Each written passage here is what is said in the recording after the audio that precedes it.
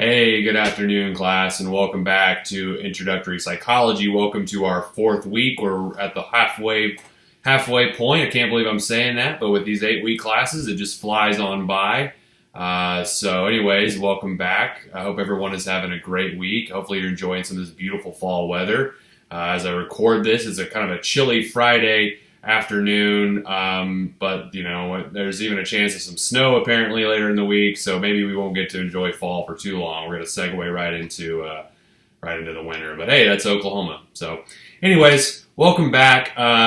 Just wanted to remind you, friendly reminder, that response paper 3 is due on Sunday. If you haven't turned in your response paper 3 yet, I'm looking forward to seeing your responses to those, to the TED Talk on memory. So keep those coming, and I'll keep giving you feedback on those. I'm really enjoying, hearing your thoughts on these topics and through your discussion boards and through the response papers. So we're going to keep plugging along for this week. We're going to jump into our next chapter, which is chapter 7, which is kind of a smorgasbord of a bunch of different chapters, different topics, I should say. This chapter looks at thinking, language, and intelligence, and on their own, all three of these subjects are their own forms of study and classes you could potentially take, but we're kind of combining them all together. And so really this chapter kind of broadly could be described as cognitive psychology. We're really interested in all the things that are going on between our ears for this chapter.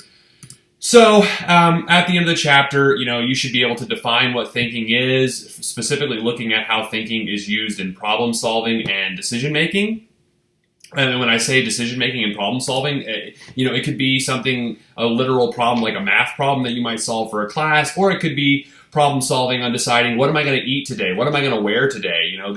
A new part of the problem was introduced to the equation when the weather turned colder. Now I have to decide, I have to what am I going to wear to be warmer? Even though that's a really easy problem, just put on a coat, it does make you stop and think about it.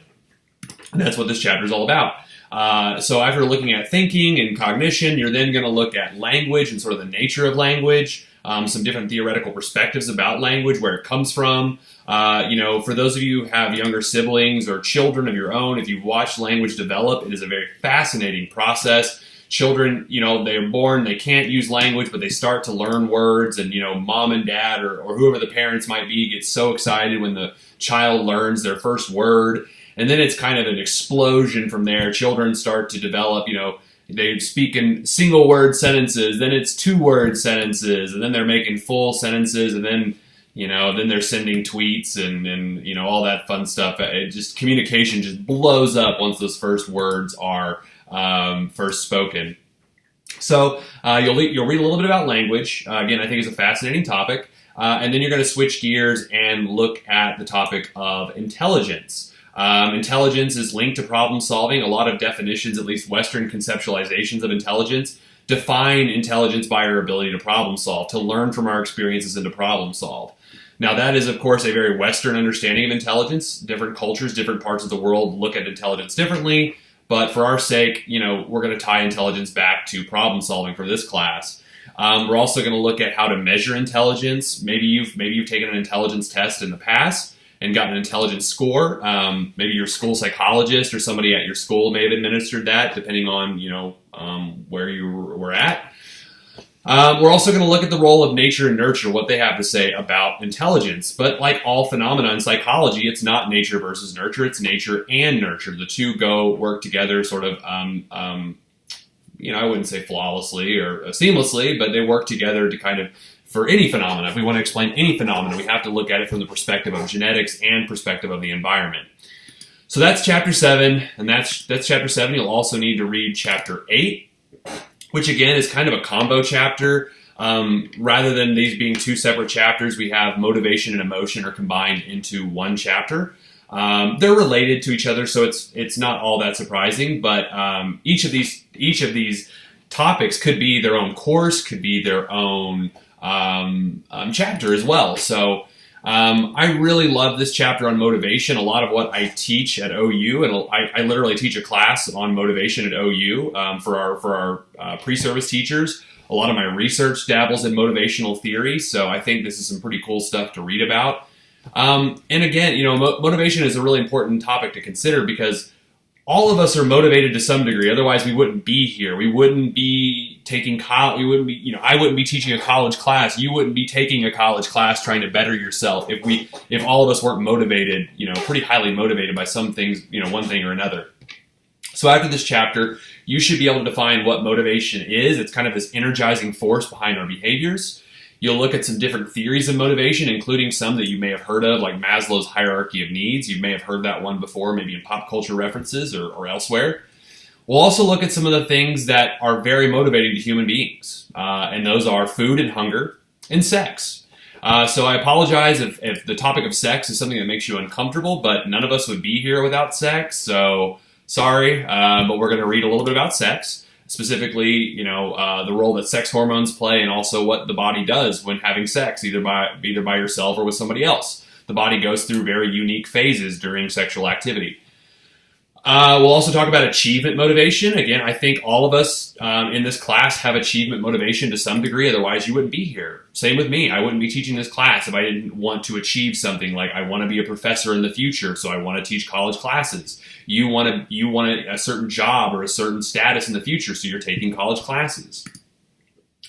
And then we're going to look at emotions. We're going to get into the feels a little bit. So we're going to look at how we express emotions. There are some universal facial expressions that can be found across any place and culture. Also, we know they're universal because children who are born blind, for example, will express certain facial expressions even if they've never seen those expressions themselves. Like they'll smile when they're happy, they'll frown when they're upset. They didn't have to see that to learn it. It's almost kind of like it's sort of hardwired into our genetics.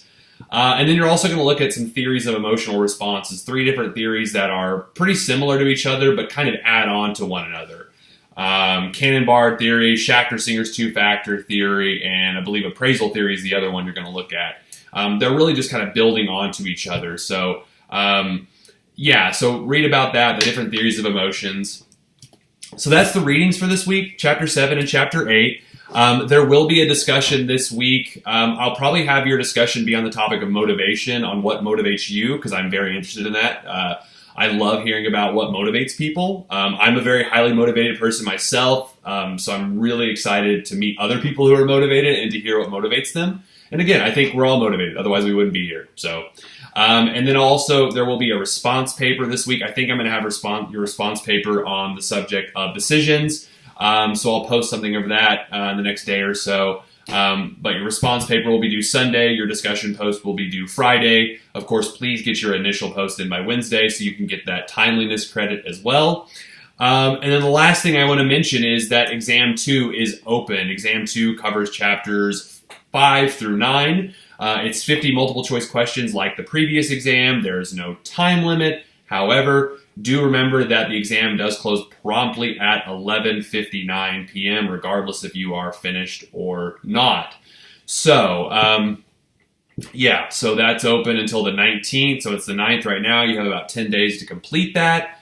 As you're studying for the exam, please shoot me emails or send me questions or post them to the discussion board if you have them. I'll be happy to address them in any way possible. I can't give you the answer, obviously, but I can at least help you understand what I'm thinking or maybe help you understand what you're thinking better. Okay, so there's that. So quick recap. Turn in response paper 3 if you haven't done so by this Sunday. Read chapters 7 and 8. Exam number 2 is open until the 19th. Please do not wait until the last minute because the exam will close whether you are finished or not. And complete your discussion post by Friday. Respond to 2 peers, obviously, by Friday. Post your initial post by Wednesday. And complete our next response paper by Sunday. And please, please, please feel free to ask questions. Shoot me an email, whatever it takes. I'm here to help you. I'm a resource. Please utilize me as a resource. And I also want to remind you that the following week is our Thanksgiving break. So technically, we will not be having class. So I probably won't send out a video, but I will send out a reminder email about the exam and about your response paper. So be aware of that. So other than that, I think that's about it for this week, week number 4 of our class. I hope everyone has a wonderful week. Get outside and enjoy the fall weather before it turns really nasty. Apparently, we're supposed to get some snow, so enjoy it while you can. Enjoy the good football this weekend. We got Bedlam. Best of luck to both sides, and I look forward to seeing you all next week. So take care, everyone. Goodbye.